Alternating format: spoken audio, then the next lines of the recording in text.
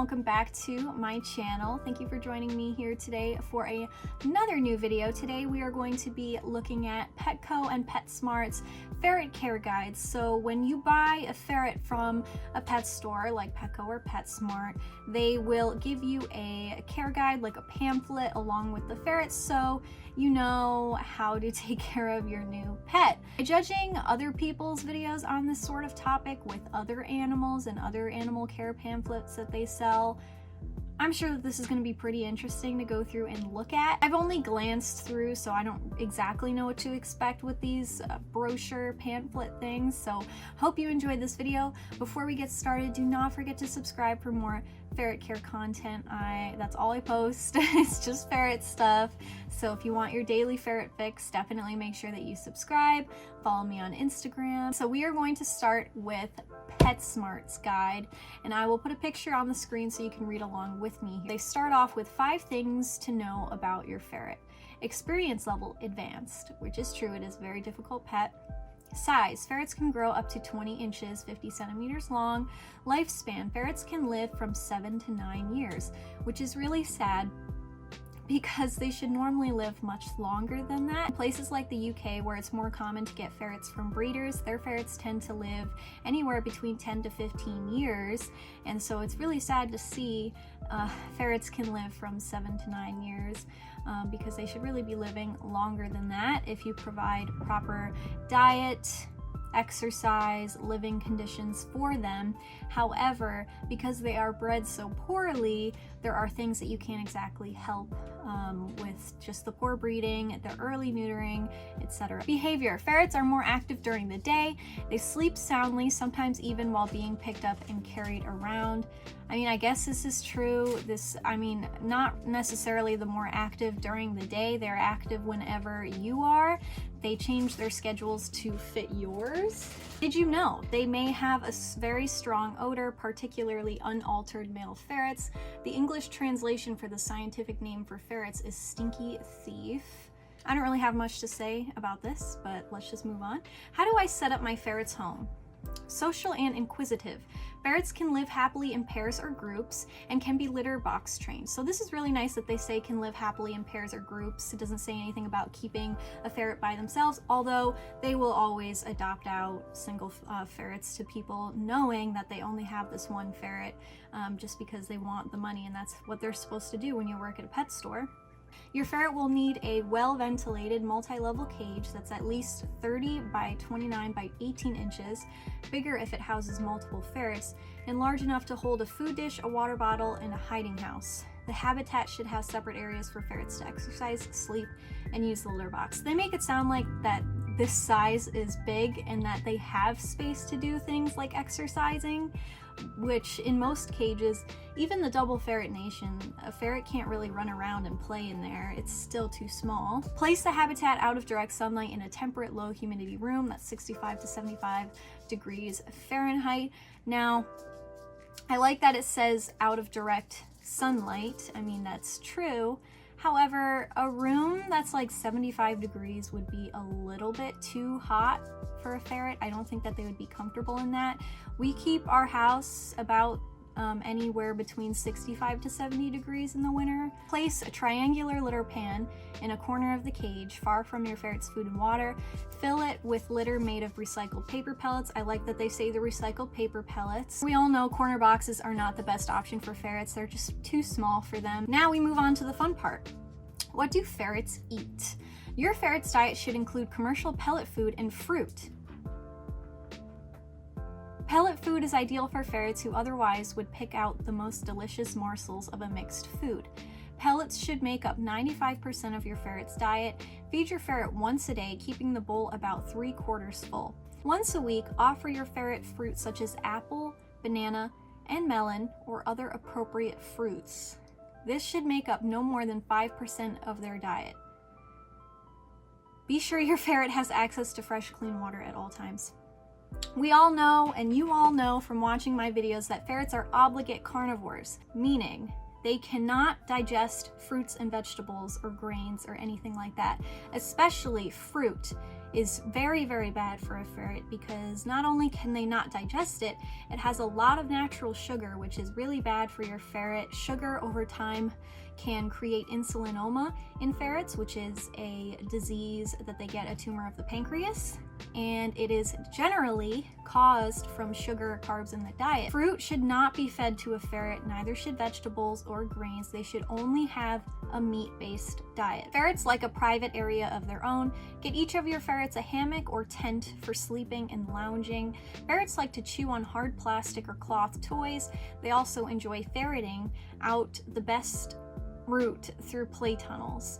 For exercise, put ferrets in an escape-proof playpen or walk them on a leash. Now this is just, that's not a good thing to put in here. They're saying for exercise, I'm assuming when you take them out of the cage, make sure that they are in either a playpen or walk them on a leash, which is not true.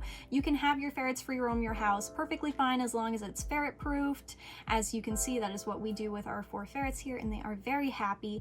If you keep your ferrets in just a playpen for their outside cage time, they are not going to be happy. They're going to find ways to escape. They're going to chew on the bars, rattle the bars, and damage their teeth very badly.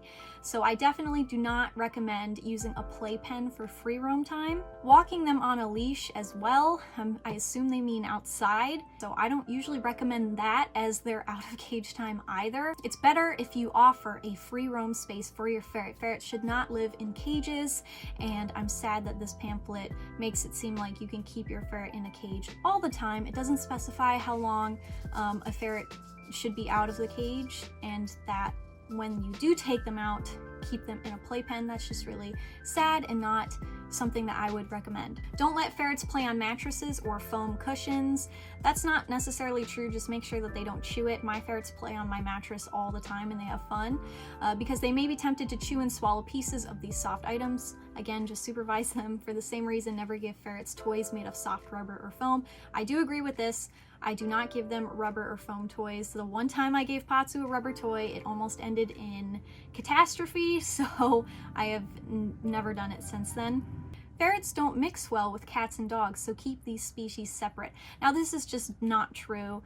Ferrets get along great with cats and dogs. It just depends on the cat and the dog and the ferret as well. Not everyone will always get along with each other, but ferrets can coexist with dogs and cats just fine as long as it's supervised. When your ferret has settled in, contact a veterinarian with small animal experience if you notice any of these signs of stress or illness, and then it has a list of things that you may notice that you should take your ferret to the vet. Although any ferret that you bring home, you should take to the vet immediately and get their poop checked, their ears checked for mites, and then just an overall wellness exam where the vet will take their weight and so on. So those are nice things to have and to know, and it's good to establish a relationship with your local exotic vet. So I recommend everyone to go to the vet pretty much immediately after bringing a ferret home. It doesn't exactly suggest doing that from this pamphlet, which is kind of frustrating.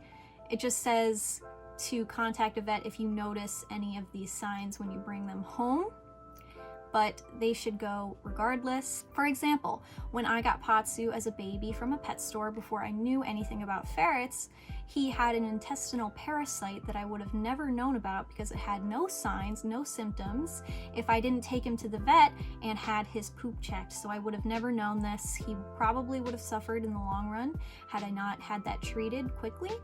So now we have some pet safety tips. Use caution when handling pets, and remember they may bite or scratch, especially when stressed. This is true. Never grab the fur or tail. True. Supervise children around pets. That's a big one. All animals can potentially carry viral, bacterial, fungal, and parasitic diseases contagious to humans. That's true. Well, that was the PETSMART guide, and that was just very disappointing. And it's scary that this is handed out to customers that purchase ferrets, and you know, of course, they're gonna go by what they read in the pamphlet. It's the pet store, you know, they're pet professionals, they know what they're talking about, when that is not necessarily true. Anyone can get a job at a pet store, trust me. I know that some pet store employees will come at me for saying that, but I'm not the only pet YouTuber on the platform that thinks that employees from pet stores do not give out the best information, and I urge people to do their own outside research, and I also urge people to not buy pets from pet stores. stores in the first place.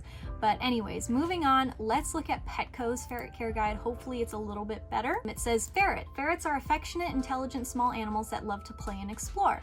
They are known for their happy, inquisitive nature and humorous behavior. Appa was being naughty yet again, so here we are. Average lifespan up to 8 years with proper care. So this even just says up to 8 years. So no more than that with proper care. That's just really sad. Diet. A well-balanced blenny diet consists of what? Blenny? What the heck is a blenny? High quality ferret food. Ferrets are obligate carnivores. Yes, this is true. Clean, fresh, filtered, chlorine-free water changed daily. Okay. Do not feed chocolate, caffeine, or alcohol, as these can cause serious medical conditions. Avoid sugar, food, and treats high in carbs and high-fat treats. This is really interesting because Petco sells these really sugary, carb-filled treats for ferrets, and yet they say avoid sugar, food, and treats high in carbs, but they sell all of these things in the pet store to customers. Feeding. Things to remember when feeding your ferret. Fresh food and water should always be available. A limited amount of ferret treats. Remember, treats should not exceed 10% of total food. All food given to ferrets 16 weeks or younger should be moistened for easy consumption. Honestly, like if you're feeding a dry diet for your ferret, I think everyone should be moistening their dry food because it is so dehydrating. But moistening it at least helps prevent the development of bladder stones because they are more hydrated, but they still have the chance of developing them if you're feeding a dry diet. 1 to 2 inches of bedding should be placed in the habitat. Proper bedding includes high quality paper bedding, crumpled paper bedding, or hardwood shavings. Cedar-based products are not recommended. So here they're saying that you need like hamster type, rodent type bedding for ferrets when you really do not. It makes a mess, it's hard to clean up. I definitely do not recommend hamster bedding for ferrets. I recommend using fleece blankets only. It's easy to clean, better for the environment because you can just keep washing the blankets and reusing them when you just have to keep going out and buying bedding and whatnot. So it saves money and it's comfier for the ferrets. They like it better. You can potty train them this way. Ferrets are very social and may be kept in pairs or multiples if raised together or introduced correctly. Now, I like that they say this because yes, ferrets are very social. They should not be housed by themselves. I like that they say this. However, again, Petco will sell single ferrets to people because they don't exactly care. Different types of small animals should not be housed together. This is absolutely correct. A ferret should not be housed with other rodents or lizards or anything of that matter. They can again reside perfectly fine with cats and dogs as long as they're supervised and depending on the cat or the dog. Never allow out of habitat unsupervised though. That is not true. I leave my ferrets unsupervised out of their habitat all the time, especially back at my parents' house. I would leave them in my room out of the cage unsupervised all day when I was at work. They were never locked in the cage at any period of time, and they were perfectly fine because the area was completely ferret proofed for them. So I never had a problem, and I still have not had a problem with free roaming, free ranging my ferrets. I highly recommend that you do this, and if you are someone who can't give them enough out of cage playtime, this is a really, really good option for people like that who have very long hours at work and who work every day. If they have a ferret safe area to play in unsupervised, definitely do that over keeping them in the cage all the time. They will be happier, healthier. Monthly baths with ferret shampoo are recommended, but conditioning sprays can be used in lieu of baths. Ferrets have a natural musky odor that bathing will not remove. Outer ears should be cleaned using cotton ball and ear cleaning solution. We all know that baths are not recommended at all for ferrets, and I mean, monthly baths with ferret shampoo are recommended. I don't know who is recommending that, but that is just not true at all. Conditioning sprays, I don't even know what that is, but it doesn't sound good either. It's just, there's a stereotype that these animals need to be bathed monthly. They are pretty much exactly like cats in that they can get hairballs, they have the same dietary requirements and so on, but we never bathe our cats. You know, we don't bathe the cats, we don't keep the cats in cages, yet we keep ferrets in cages and we bathe them monthly. It just doesn't make sense. Avoid overcrowded conditions. They are a major cause of stress and disease. Maintain good water quality with regular water changes and adequate filtration. If you've ever been to Petco, you know that when you go over to the section where they keep the ferrets, they keep the ferrets in like a tank type thing used for housing reptiles, and they put like 8 ferrets in there. I have seen 10 ferrets in one of those containers. Yet it says here, avoid overcrowded conditions. So they keep these ferrets in these tiny tanks. That is the Petco ferret care sheet that they give to customers that buy their ferrets. And oof, I mean, they have some good information in here, but it's not good enough. PetSmart is recommending, still to this day, recommending people feed their ferrets fruit every week, and that's just, we wonder why our ferrets' lifespans are so much shorter than other countries. It's because not only are they just bred poorly, but another part of it is how we house them, how we care for them, how often we let them out of the cage, and what we feed them as well is very important, along with, you know, how they were brought up.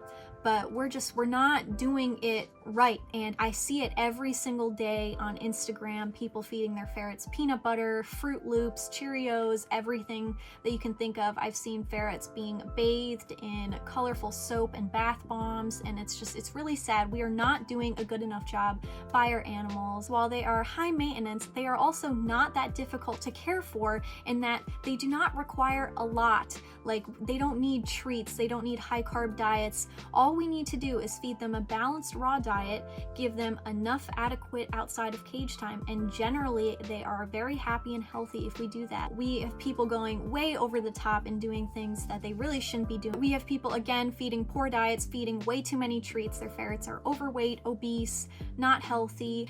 I mean, I know people have all the best intentions, but with animals such as these that need very specific things, we're not doing it right.